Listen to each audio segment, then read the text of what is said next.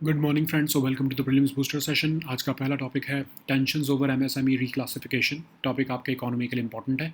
Union budget में एक significant revision किया जा रहा है क्लासिफिकेशन क्राइटेरिया का एमएसएमईज़ के लिए, और इसकी वजह से जो है स्ट्रॉन्ग रिएक्शंस आए हैं बहुत से इंडस्ट्री स्टेक होल्डर्स की वजह से की तरफ से। तो इन्वेस्टमेंट और टर्नओवर लिमिट जो है एमएसएमई कैटेगरीज़ की, उनको इंक्रीज़ किया गया है सब्सटेंशियली, और इन्वेस्टमेंट कैप जो है वो रेज़ की गई है लगभग 2.5 गुना, और टर्नओवर थ्रेशोल्ड्स को भी लगभग डबल कर दिया गया है। मतलब जैसे माइक्रो एंटरप्राइजेस, जिनको अभी हम फर्म्स मानते थे जिनकी 1 करोड़ तक की इन्वेस्टमेंट होती थी, उसको 2.5 करोड़ कर दिया गया है। जिनकी टर्नओवर 5 करोड़ तक होती थी उनको 10 करोड़ कर दिया गया है। ऐसे ही स्मॉल एंटरप्राइजेस के लिए जिनकी 10 करोड़ तक की इन्वेस्टमेंट होती थी उनको 25 करोड़ कर दिया गया है, और 100 करोड़ को टर्नओवर कर दिया गया है। मीडियम एंटरप्राइजेस को, जिनकी 50 करोड़ तक की पहले होती थी इन्वेस्टमेंट, उनको मीडियम मानते थे, उनको 125 करोड़ कर दिया गया है, और टर्नओवर को 500 करोड़ कर दिया गया है। गवर्नमेंट का कहना है कि इससे बिजनेसेस जो है अपने ऑपरेशंस को स्केल अप करेंगे और एक्सेस मिलेगा उन्हें कैपिटल का मोर इजीली, और वो एम्प्लॉयमेंट जनरेशन में भी कंट्रीब्यूट करेंगे। अब जो रिवाइज नॉर्म्स हैं, इंडस्ट्री ग्रुप्स ने तो वेलकम किए हैं। उनका कहना है कि इससे इन्फ्लेशनरी प्रेशर्स को ये रिफ्लेक्ट कर रहे हैं राइजिंग इनपुट कॉस्ट की वजह से, और मीडियम एंटरप्राइजेस वर्टिकुलरी ग्रो कर पाएंगी, और फॉरेन इन्वेस्टमेंट भी आ पाएगी एमएसएमईज़ में। इंडियन बिजनेसेस जानबूझकर नहीं तो स्मॉल स्केल क्लासिफिकेशन को पार नहीं करना चाहते हैं, ताकि वो इंसेंटिव्स उनको लूज़ ना हो जाएं। तो रिवाइज नॉर्म्स जो है वो इस ट्रेंड को काउंटर करेंगे, ज़्यादा इंक्लूसिव बनाएंगे। लेकिन कुछ ऐसी ऑर्गेनाइजेशंस हैं जो माइक्रो और स्मॉल एंटरप्राइजेस को रिप्रेजेंट करती है, उन्होंने कहा है कि जो मीडियम एंटरप्राइजेस हैं, जो अभी सिर्फ 0.01% हैं, वो मोनोपोलाइज कर लेंगे बेनिफिट, जो कि बाकी के 99.99% माइक्रो और स्मॉल यूनिट्स के लिए अवेलेबल है। खासकर पब्लिक प्रोक्योरमेंट कोटास और क्रेडिट एक्सेस, जो प्रायोरिटी सेक्टर लैंडिंग में मिलता है, जो वो लार्ज प्लेयर्स को ज़्यादातर प्रेफर किया जाएगा उसमें। माइक्रो यूनिट्स ऑलरेडी स्ट्रगल कर रहे हैं टू एक्सेस क्रेडिट, और उन्होंने कहा है कि जो पुरानी क्लासिफिकेशन है उसी को रिस्टोर कर देना चाहिए। अब ब्रॉडर इम्प्लीकेशंस अगर हम देखें तो इससे जो स्ट्रक्चर और सपोर्ट सिस्टम है विद इन एमएसएमई इकोसिस्टम, वो चेंज होंगे। मीडियम एंटरप्राइजेज जो स्मॉल ब्रैकेट में आती थी, मीडियम एंटरप्राइजेज जो है स्मॉल ब्रैकेट में आ जाएंगी, तो जो पब्लिक कॉन्ट्रैक्ट्स का कंपटीशन है वो और ज़्यादा इंटेंस हो जाएगा, जिसमें कि 25% प्रोक्योरमेंट कोटा मैंडेटरी होता है। तो despite formal provisions, practical access अभी भी जो है माइक्रो एंटरप्राइजेस के लिए कम है। तो रिकवरी जो है वो कोविड से अनइवन हुई है। Even national sample survey data भी यही कह रहा है कि पॉलिसी डिसीजंस जो हैं उसको बिना अपडेटेड एविडेंस के हमें नहीं लेना चाहिए। तो पॉलिसी जो है वो ये एम तो ये करती है कि मिसिंग मिडल जो है उसको ब्रिज किया जाए, और स्मॉल फार्म्स जो है वो अपने आप को स्केल अप कर ले। लेकिन बहुत सी फार्म्स जो है वो जानबूझकर ही स्मॉल रहना चाहती हैं, ताकि वो गवर्नमेंट के बेनिफिट्स जो हैं वो लेती रहें। ओके, नेक्स्ट हम टॉपिक देखते हैं, with holding assent to bills. ये टॉपिक पॉलिटिकली इंपॉर्टेंट है। तो एक लैंडमार्क जजमेंट में सुप्रीम कोर्ट ने तमिलनाडु गवर्नर का जो डिसीजन था विद होल्ड करने का असेंट टू 10 बिल्स, उसको जो है वो स्ट्रक डाउन कर दिया है और कहा है कि इलीगल है और ये कॉन्ट्री टू कॉन्स्टिट्यूशनल प्रोविजंस है। तो रूलिंग रीअसर्ट कर रही है delimited discretionary powers of governors को, और प्रिमेसी दे रही है इलेक्टेड स्टेट गवर्नमेंट्स को इन द लेजिस्लेटिव प्रोसेस। तो कॉन्स्टिट्यूशनल रोल अगर हम देखें गवर्नर का असेंट देने में बिल्स को, तो आर्टिकल 163 जो है वो आउटलाइन करता है general powers of the governor को, जिसमें कि उनको अपनी पावर्स जो है वो advice of the council of ministers पर ही जो है वो के एडवाइस पर ही देनी चाहिए, except for certain discretionary matters. Article 200 जो डील करता है गवर्नर के ऑप्शन से, when a bill is presented after being passed by the state legislature. Okay, तो इसमें क्या होता है कि या तो गवर्नर ग्रांट दे असेंट दे उसको बिल को, या तो विदहोल्ड करे असेंट को बिल को, और अगर बिल रिटर्न करना रिकन्सिडरेशन के लिए ऑफकोर्स एक्सेप्ट मनी बिल तो वो कर सकते हैं, या फिर प्रेसिडेंट की कंसिडरेशन के लिए भी बिल को रिजर्व किया जा सकता है। गवर्नर को नॉन मनी बिल को एज सुन एज पॉसिबल जो है वो रिटर्न करना होता है, और गवर्नर जो है अगर वो बिल जो दोबारा पास कर दिया लेजिस्लेचर ने, तो गवर्नर जो है उसको एक्सेस असेंट ग्रांट करना ही पड़ेगा। लेकिन इसके लिए कोई स्पेसिफिक टाइम फ्रेम जो है वो गवर्नर को एक्ट करने के लिए डिफाइन नहीं है, तो ये एक लूप होल होता है। गवर्नर्स ने इस लूप होल का इस्तेमाल करते हुए इनडेफिनेटली असेंट को डिले किया है टाइम टू टाइम। एक ओपन एंडेड डिले जो है उससे जो इलेक्टेड गवर्नमेंट की फंक्शनिंग पैरालाइज होती है, काइंड ऑफ पॉकेट वीटो बन जाता है ये गवर्नर के लिए। तो आर्टिकल 200 में वर्ड शैल का यूज़ किया गया है, जो कि एक मैंडेटरी ऑब्लिगेशन है गवर्नर को एक्ट करने की। तो सुप्रीम कोर्ट ने नाबम रेबिया केस में का हवाला देते हुए कहा कि सुप्रीम कोर्ट ने कहा कि गवर्नर जो है असेंट को इंडेफिनेटली जो है विदहोल्ड नहीं कर सकते, बिल को रिटर्न करना होगा रिकमेंडेशंस या अमेंडमेंट्स के साथ एक पर्टिकुलर टाइम में। तो state of Punjab versus principal secretary के केस का भी उन्होंने हवाला दिया और कहा कि पंजाब गवर्नमेंट और जो गवर्नर का केस था जिसमें कि गवर्नर ने कुछ बिल्स को असेंट देने से रिफ्यूज़ किया था, तो वो भी जो है उस टाइम पर भी उस एक्शन को इलीगल डिक्लेयर किया गया था, अनकॉन्स्टिट्यूशनल डिक्लेयर किया गया था। कोर्ट ने जो है इस केस में कहा कि गवर्नर अगर तो विद होल्ड करना चाहते हैं असेंट को या रिजर्व करना चाहते हैं बिल को प्रेसिडेंट के लिए, तो एक महीने के अंदर अंदर इसमें एक्शन लेना पड़ेगा based on the advice of state council of ministers. Governor अगर विद होल्ड करना चाहते हैं कंसेंट को against the advice of council of ministers, तो बिल को रिटर्न करना पड़ेगा with in a period of 3 months, और of course message for reconsideration भी देना पड़ेगा। गवर्नर अगर चूज़ करते हैं रिजर्व करना बिल फॉर द प्रेसिडेंट और against the advice of state council, तो उसको भी 3 महीने के अंदर अंदर जो है रिजर्वेशन जो है वो करनी ही पड़ेगी। और बिल अगर रिप्रेजेंट किया जाता है रिकन्सिडरेशन बाय लेजिस्लेचर में, तो गवर्नर को 1 महीने के अंदर अंदर उसको असेंट देना ही पड़ेगा। अगर वो ऐसा नहीं करते हैं तो जुडिशियल रिव्यू के अंदर वो उन गवर्नर के डिसीजन को डाल दिया जाएगा। कोर्ट ने आर्टिकल 142 का यूज़ करते हुए 10 पेंडिंग बिल्स को जो है वो असेंटेड माना है गवर्नर द्वारा, क्योंकि बहुत टाइम से वो इंडेफिनिटली पड़े हुए थे। नेक्स्ट हम टॉपिक देखते हैं registrar general of India. Topic आपके गवर्नेंस के लिए इंपॉर्टेंट है। रजिस्ट्रार जनरल ऑफ इंडिया ने एक स्ट्रॉन्ग कॉशन दिया है गवर्नमेंट और private hospitals across the country को कि वो सही से कंप्लाई नहीं कर रहे हैं लीगल रिक्वायरमेंट्स को, जो कि टाइमली रिपोर्टिंग ऑफ बर्थ्स और डेथ्स कहती है। तो 1949 में गवर्नमेंट ऑफ इंडिया ने परमानेंट ऑर्गेनाइजेशन बनाई मिनिस्ट्री ऑफ होम अफेयर्स के अंडर, जिसका नाम रजिस्ट्रार जनरल था, और वो ex officio census commissioner of India भी बने। तो ये पोजीशन का मेन रोल है कि सिस्टमैटिक कलेक्शन ऑफ स्टैटिस्टिक्स किया जाए रिलेटेड टू इंडिया का पॉपुलेशन साइज, ग्रोथ और डिस्ट्रीब्यूशन। तो ये registrar general of India responsible होते हैं इंप्लीमेंट करने के लिए registration of births and deaths act also. तो रजिस्ट्रार जनरल जो है वो टिपिकली एक सिविल सर्वेंट होते हैं, जॉइंट सेक्रेटरी रैंक के। तो की फंक्शंस क्या हैं रजिस्ट्रार जनरल के? सेंसस कंडक्ट करना, linguistic survey of India conduct करना, सिविल रजिस्ट्रेशन सिस्टम जो है वो उसको ओवरसी करना। ओके, नेक्स्ट हम टॉपिक देखते हैं सोयूज स्पेस क्राफ्ट। ये टॉपिक आपके साइंस एंड टेक के लिए इंपॉर्टेंट है। तो सोयूज स्पेस क्राफ्ट जो है वो कमेमोरेट कर रहा है 80th anniversary of world war 2's conclusion, जिसमें कि कजाकिस्तान से जो है ये स्पेस क्राफ्ट गया है, एक अमेरिकन एस्ट्रोनॉट और 2 रशियन कॉस्मोनॉट्स को लेकर इंटरनेशनल स्पेस स्टेशन पे। तो सोयूज स्पेस क्राफ्ट क्या है? रशियन स्पेस क्राफ्ट जिसको यूज़ किया जाता है 1960s से एस्ट्रोनॉट्स को ट्रांसपोर्ट करने के लिए और कॉस्मोनॉट्स को ट्रांसपोर्ट करने के लिए स्पेस में। तो ये longest operational human spacecraft programme है in the history of space exploration.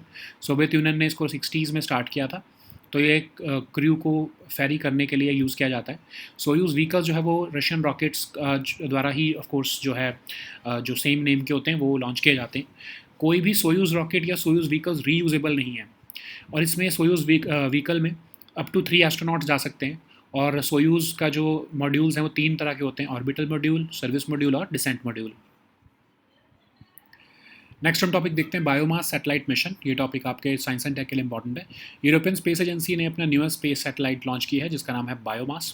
तो ये एक तरह से यूरोपियन स्पेस एजेंसी को जो है एक्यूरेट मेजरमेंट्स करने में हेल्प करेगी फॉरेस्ट बायोमास का, और understanding of our carbon cycle में भी हेल्प करेगी। 3D मैप्स बनाने में बनाएगी वर्ल्ड के मोस्ट डेंस और रिमोट ट्रॉपिकल फॉरेस्ट की।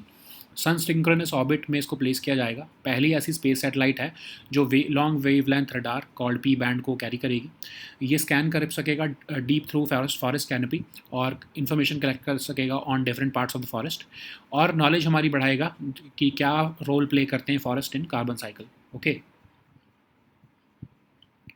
नेक्स्ट हम टॉपिक देखते हैं इंटर पार्लियामेंट्री यूनियन। ये टॉपिक आपके पॉलिटिकल इंटरनेशनल रिलेशंस के लिए इंपॉर्टेंट है। तो लोकसभा स्पीकर जो है उन्होंने की नोट एड्रेस डिलीवर किया है 150th assembly of inter parliamentary union की मीटिंग में ताशकंद में। तो IPU जो है ग्लोबल ऑर्गेनाइजेशन है नेशनल पार्लियामेंट्स की। तो ये 1889 में बनाई गई थी। फर्स्ट मल्टीलैटरल पॉलिटिकल ऑर्गेनाइजेशन है वर्ल्ड की। स्लोगन जो है इसका है for democracy for everyone. IPU में 181 नेशनल मेंबर पार्लियामेंट्स हैं। डेमोक्रेसी प्रमोट करती है, ये डिफेंड करती है ह्यूमन राइट्स ऑफ पार्लियामेंटेरियंस एक डेडिकेटेड कमेटी के through of MPs from around the world. तो हेडक्वार्टर इसका जिनीवा में है और ये फाइनेंस की जाती है mostly out of public funds.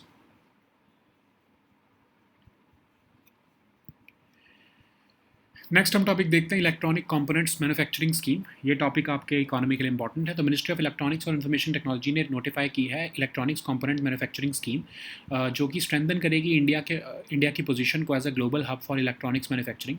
तो ये first dedicated production linked incentive scheme है जो कि प्रमोट करना चाहती है manufacturing of certain passive electronic components जैसे कि resistors, capacitors, speakers, microphones, special ceramics, relays, switches और connectors.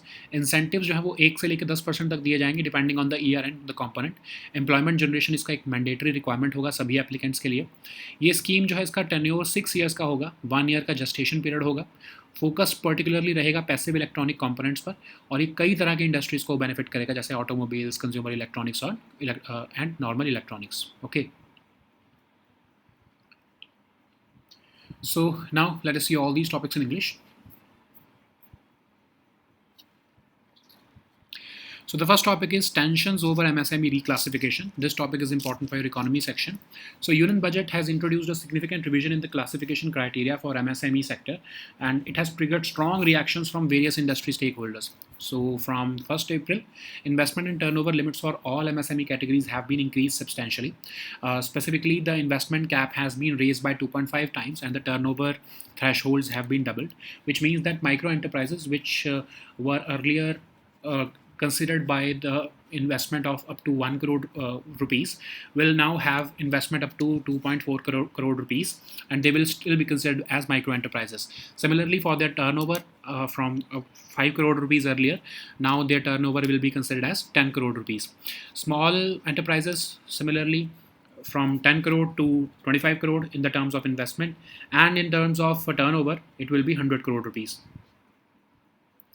For the medium enterprises, the 125 from up to 50 crore rupees investment earlier, now it will be 125 crore rupees, and turnover will be considered 500 crore for the medium enterprises. Okay, so government is believing that these changes will help the businesses to scale up their operations and access the capital more easily and contribute to employment generation as well.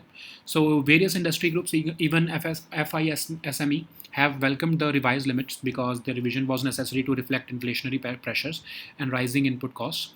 It would also allow medium enterprises to grow vertically rather than duplicating operations horizontally. It would also attract foreign investment in MSMEs without losing access to government benefits. So Indian businesses often avoid growth beyond small scale classification due to fear of losing incentives. The revised norms aim to counter this trend by making the classification more inclusive. On the other hand, various organizations representing micro and small enterprises have voiced strong opposition to this move. Medium enterprises, which constitute less than 0.01% of the MSME base, might monopolize benefits which are meant for 99.99% of micro and small units. Public procurement quotas, which is about 25% of for micro and small units, and credit access under priority sector lending will disproportionately favor large players. Okay, micro units are already struggling to get access to credit. So these organizations are demanding that earlier classification must be restored, which were earlier revised in 2020. So the revised classification is expected to affect the structure and support systems within the MSME ecosystem. The medium enterprises, which will now fall into the small bracket, therefore the competition for public contracts under the 25% procurement quota will become more intense, and it could sideline micro units. Despite formal provisions for micro enterprise credit, practical access remains limited. Recovery from COVID-19 impact remains uneven also. The last national sample survey data on MSMEs also raised concerns about policy decisions being made without updated evidence. So the policy aims to bridge the missing middle by encouraging small firms to scale up. Many firms have historically stayed small to retain government benefits, leading to inefficient horizontal expansion. Okay, the new limits intend to reverse that trend. So the next topic is withholding assent to bills. This topic is important for your polity section. So in the landmark judgment, Supreme Court has struck down Tamil Nadu governor's decision to withhold assent to 10 bills, declaring it illegal and contrary to constitutional provisions. This ruling reasserts the limited discretionary powers of governor and reinforces the primacy of elected state governments in the legislative process. Okay, so what is the constitutional role of governor in assenting to bills? Article 163 outlines the general powers of the governor, requiring them to act on the advice of the Council of Ministers except in certain discretionary matters. Article 200 also specifically deals with governor's options when a bill is presented after being passed by the state legislature. So he has the option to either grant assent to the bill, withhold assent to the bill, return the bill for reconsideration, except of course money bills, and reserve the bill for the president's president's consideration. So governor may return a non-money bill as soon as possible with a message for reconsideration. And but if the bill is passed again by the legislature, then governor is bound to grant assent. But no specific time frame is defined for the governor to act. So this is a loophole. Governors often use this loophole to delay assent indefinitely. An open-ended delay in granting assent can paralyze the functioning of an elected government. This tactic is often equated to a pocket veto, where the governor neither assents nor returns the bill, effectively stalling legislation. So Article 200 uses the word shall, indicating a mandatory obligation on the governor to act. So the Supreme Court has used the Nabam Rabia case, in which the court has emphasized that governor cannot withhold assent indefinitely, and the governor must return the bill with a message, which may include recommended amendments as well.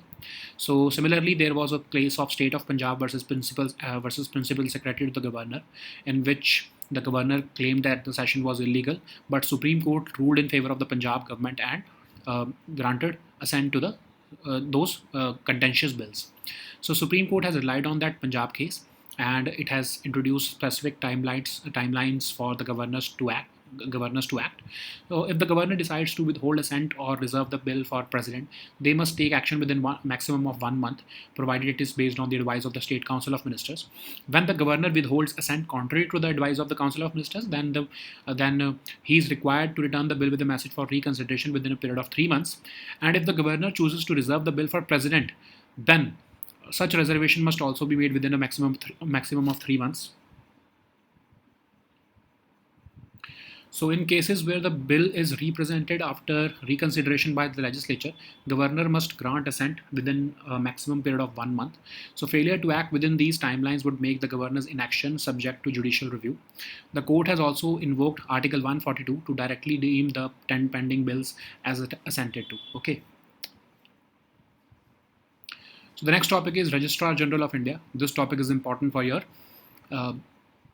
polity section and also your governance section. So Registrar General of India has recently issued a strong caution to both government and private hospitals across the country for failing to comply with legal requirements concerning the timely reporting of births and deaths. So in 1949, the government of India established a permanent organization under the Ministry of Home Affairs, headed by Registrar General and ex officio Census Commissioner of India. This position's role is to mainly ensure a systematic collection of statistics related to India's population size, growth, and distribution. The Registrar General is also responsible for implementing the Registration of Births and Deaths Act of 1969. The Registrar General is typically a civil servant of Joint Secretary rank. So what are some other functions of the RGI? So of course, it conducts the Census of India, the Linguistic Survey of India, and also oversees the civil registration system in the country. The next topic is Soyuz spacecraft. This topic is important for your science and tech section. So a Soyuz spacecraft, which is adorned to commemorate the 80th anniversary of the World War II's conclusion, departed from Kazakhstan's Baikonur Cosmodrome recently, and it has transported an American astronaut and 2 Russian cosmonauts to the ISS. So Soyuz spacecraft is a Russian spacecraft that has been used since the 1960s to transport astronauts and cosmonauts to and from space. The Soyuz program is the longest operational human spacecraft program in the history of space exploration.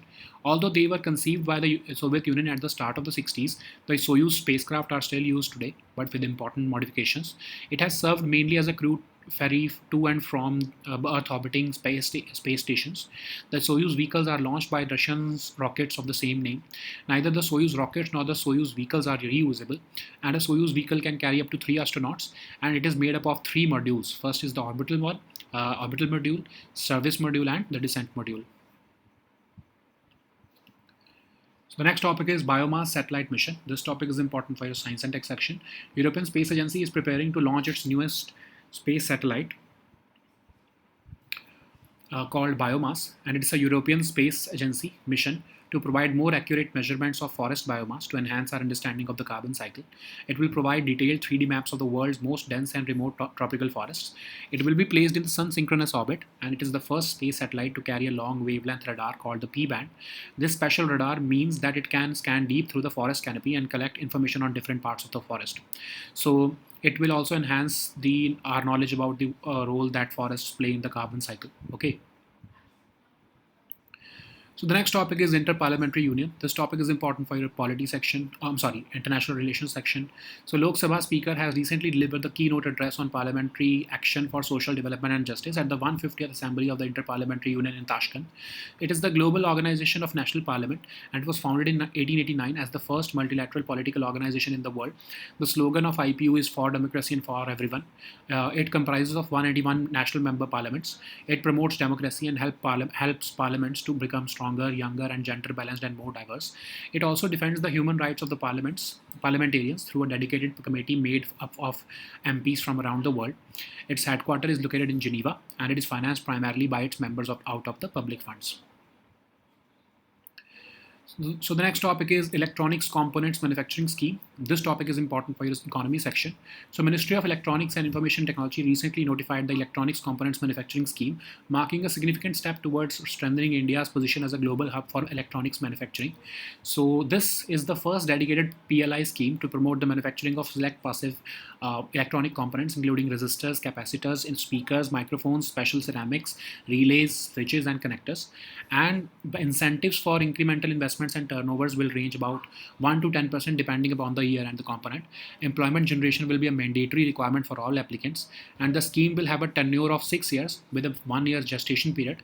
The scheme focuses particularly on passive electronic components, and this scheme is going to benefit a number of industries like automobiles, consumer electronics, and electronics. Okay. So these were our topics for today. We'll meet next time with new topics. Until then, goodbye and take care.